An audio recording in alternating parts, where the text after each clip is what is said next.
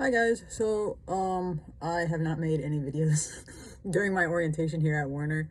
Sorry for that, but I just slack when it comes to videos. But I am done with the orientation. And honestly, like if I would have done a video every day, it kind of would have been like 5 minutes or something. So it's better I just put everything in one video.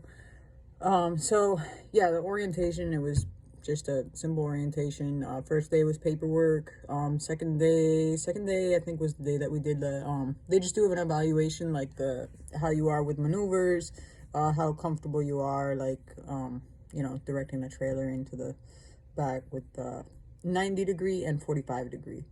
Um, I actually know, I think I did know that some states don't do the 90-degree alley dock. But I didn't realize they didn't even teach it in their school. So there were people that like they'd never done it before.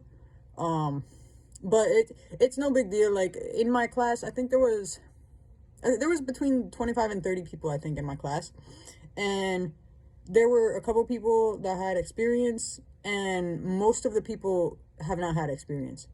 But so like if you're shy about like how you feel with backing or something, like don't be, because chances are there's people in here that are in the same position as you.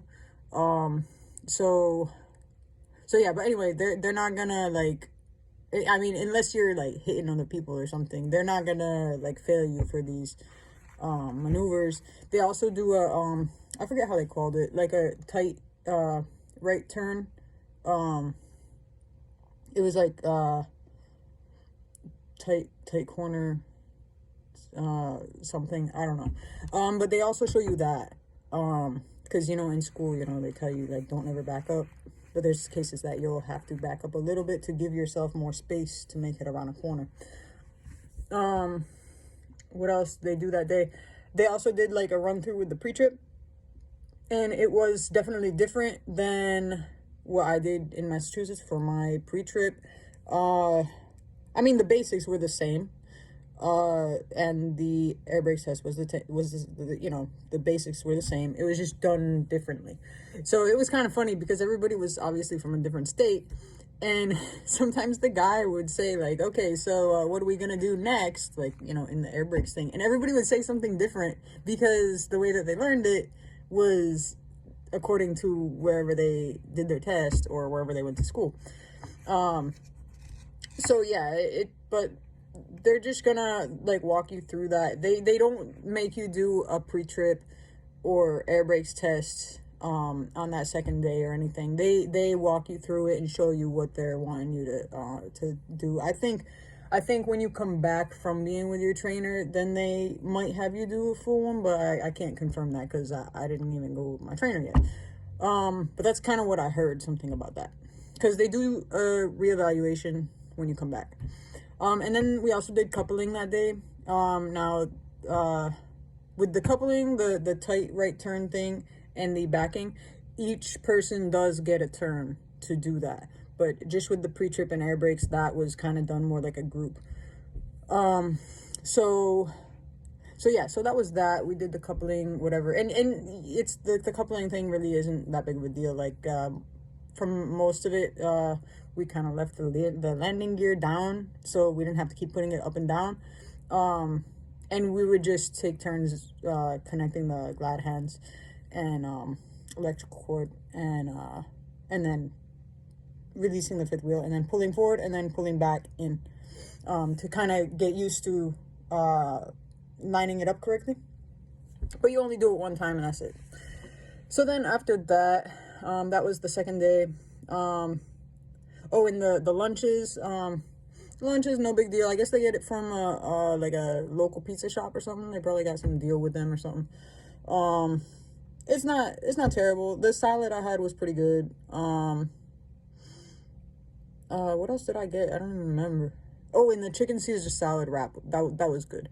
They give you like a menu choice in the beginning of the orientation, and you get to choose what you want for each day. But yeah, so you got some choices there. But it's no big deal. I mean, it's edible.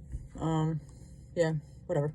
One thing I did want to mention though is if you have glasses and you don't usually wear them, bring them with you, because when we did the medical exam, I've had glasses. I've had the same prescription for like 10 years, but I never use my glasses. And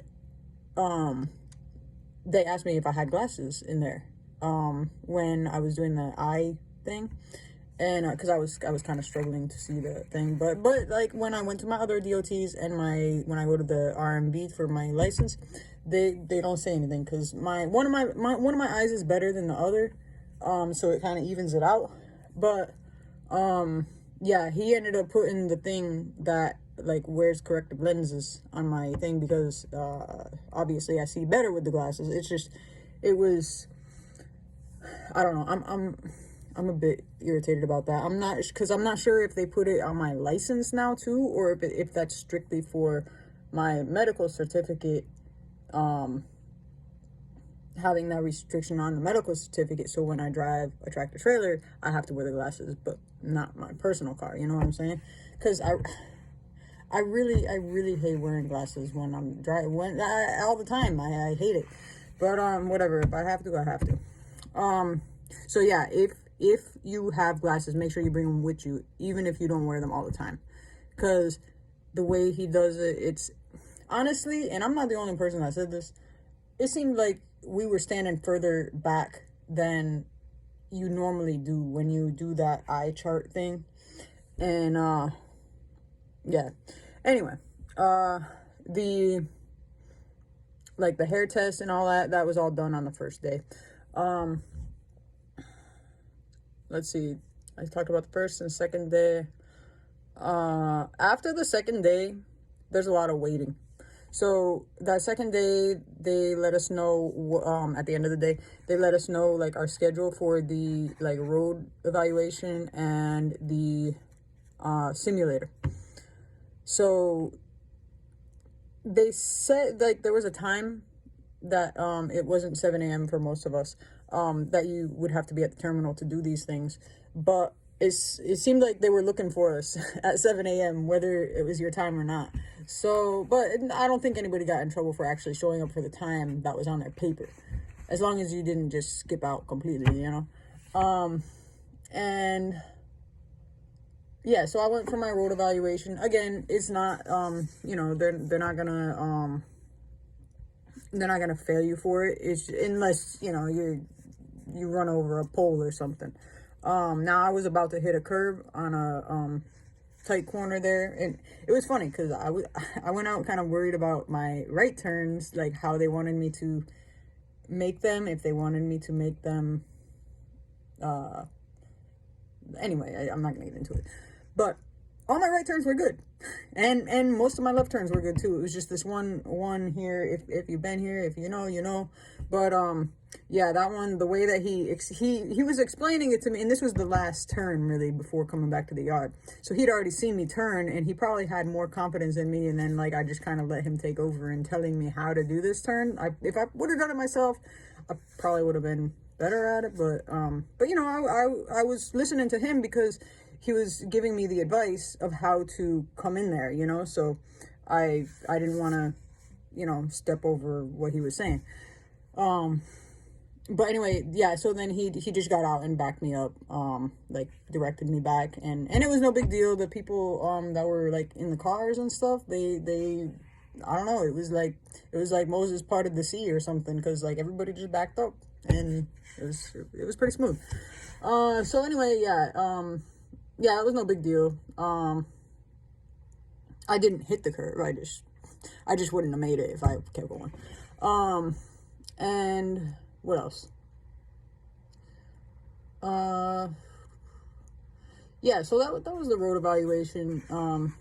And yeah, it was no big deal. I mean, I had already driven, a friend of mine, if you didn't watch my other videos, a friend of mine took me out in his truck, and so I'd already driven a sleeper with a 53-foot trailer, so I wasn't brand new to it. But some people, you know, they only drove like the day cabs and maybe even a lot shorter trailer.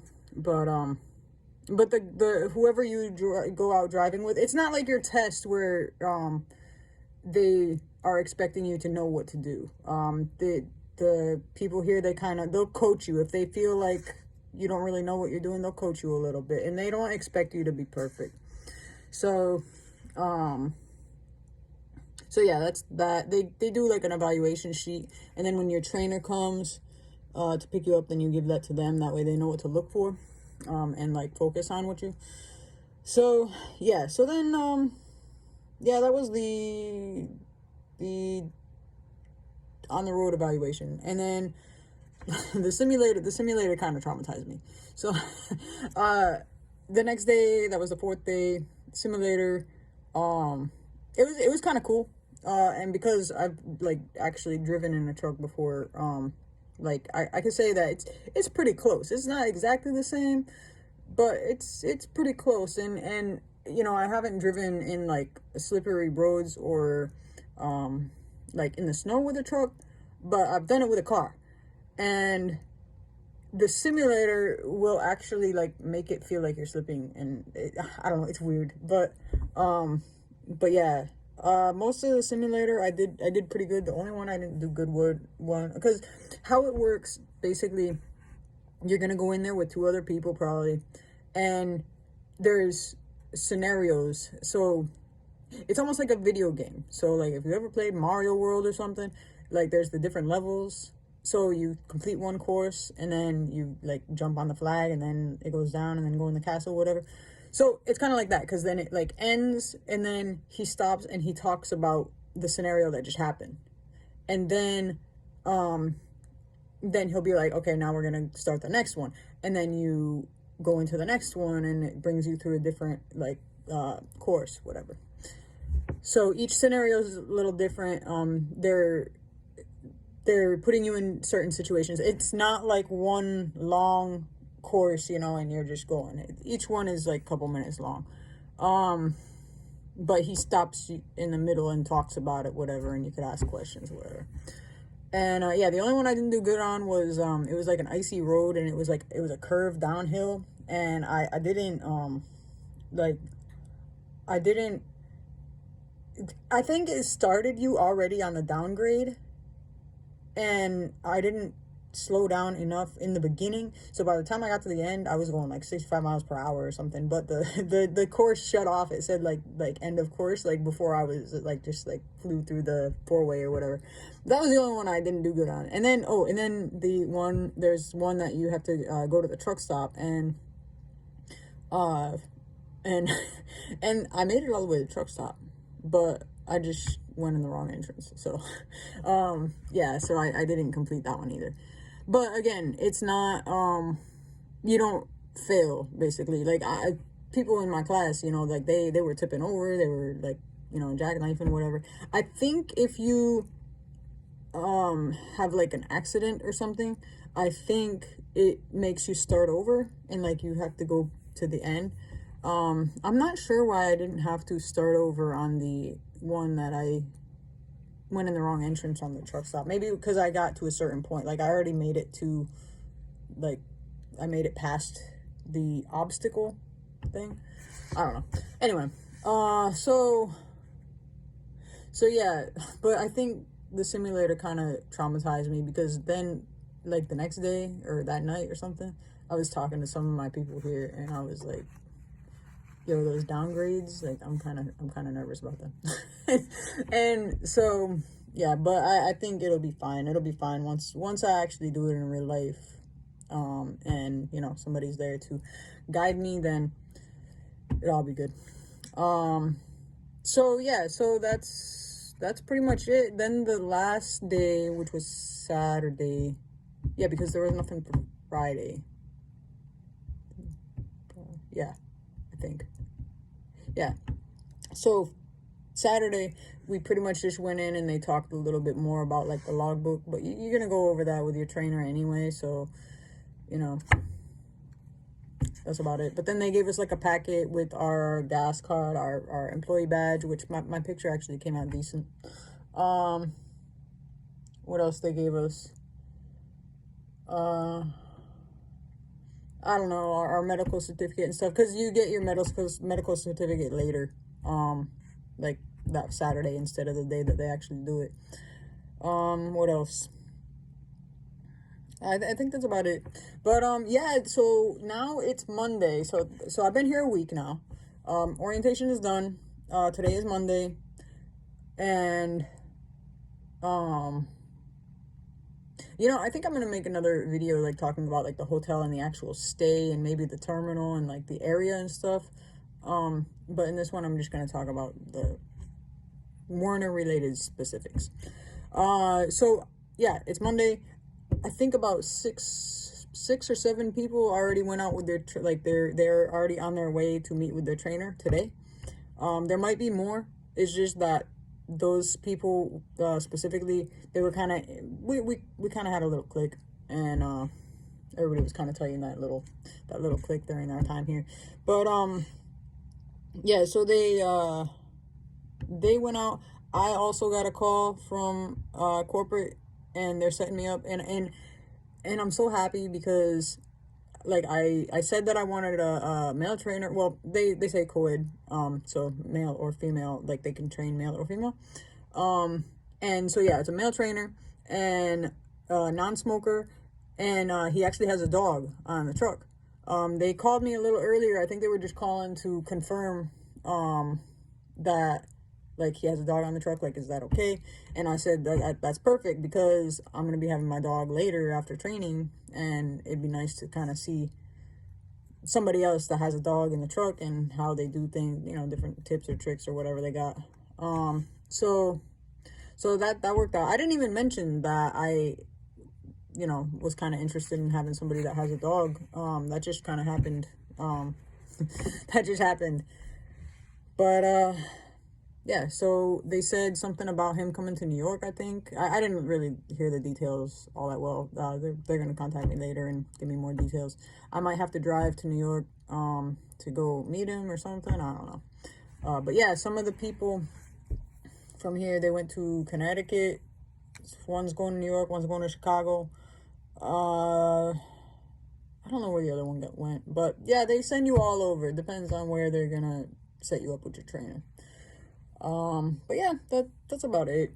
I don't know. Maybe I will go over the hotel a little bit. So yeah, so the hotel, you do have a refrigerator and a microwave in your room. Again, this is the Lehigh Valley Hotel. It doesn't say Lehigh Valley Hotel on the front. It doesn't say Best Western Sure Stay on the front. It says Lehigh Valley Hotel.